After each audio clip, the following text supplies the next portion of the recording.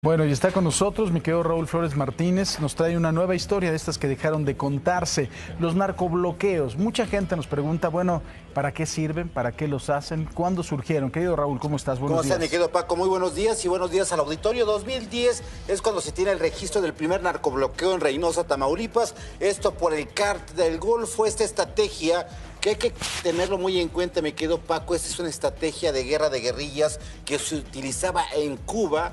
La traen aquí a México propiamente. El crimen organizado es de que las vialidades son pues prácticamente cerradas por vehículos, los incendian con la única finalidad de evitar precisamente que lleguen las Fuerzas Armadas. ¿Pero qué te parece, Paco, si vemos lo que tenemos?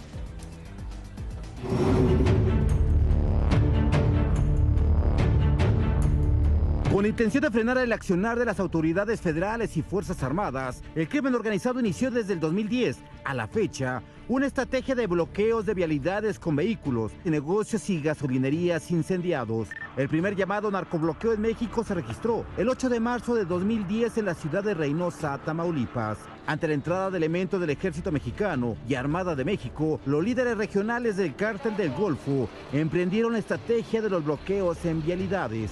Del 8 de marzo al 20 de julio del 2010, se contabilizaron 526 bloqueos en importantes vialidades de Tamaulipas.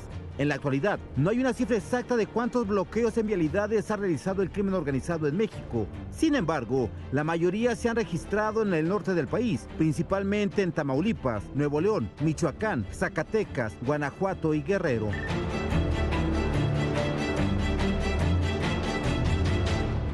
Los grupos de crimen organizado que han encontrado una manera de presionar a las autoridades y generando miedo en los ciudadanos son el Cártel Jalisco Nueva Generación, Cártel del Golfo, Los Zetas, Viagras y Familia Michoacana. En su momento, los Caballeros Templarios, la Resistencia, la Tercera Hermandad, que opera bajo la fachada de las autodefensas en Michoacán, y el Cártel de Tláhuac.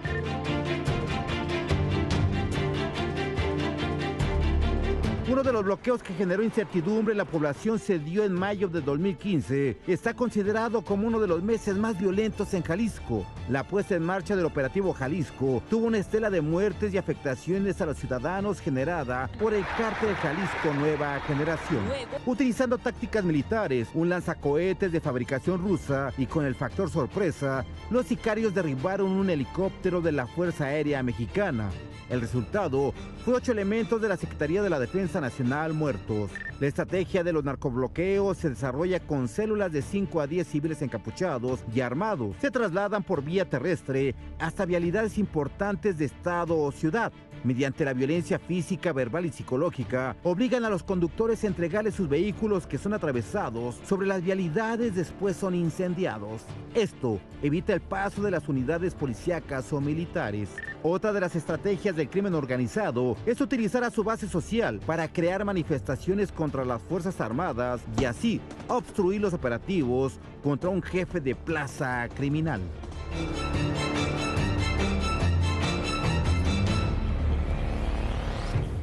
Pues mi querido Raúl, finalmente esto desde ese momento llegó para quedarse. Me acuerdo que en el 2011 en Nuevo León se hizo una brigada antibloqueos, porque es importante, por supuesto, liberarlas de forma rápida, que el incendio no sea un incendio devastador en ningún tipo de situación, pero pues es efectivo, ¿no? Distraes a la autoridad, ¿no? Obviamente lo que haces es saturar las líneas telefónicas de emergencia, distraes también a los elementos que están tratando de perseguir a estos cuates y además de todo obstruye su paso, ¿no? Sobre todo algo muy importante, me quedo, Paco, que las autoridades ya saben, tienen la experiencia de casi 12 años, C5, estos sistemas de videovigilancia de las cámaras, se instalan, los ven, pero lo que nos decían elementos en Tamaulipas y Nuevo León es que más vale llegar tarde que llegar a tiempo en ese tipo de hechos. Muy bien, pues sí puede ser también incluso una trampa, ¿no? Una trampa donde desgraciadamente han muerto varios policías que no tienen la misma capacidad de fuego que el crimen organizado. Querido Raúl, como siempre, muchísimas gracias. Muy buenos días.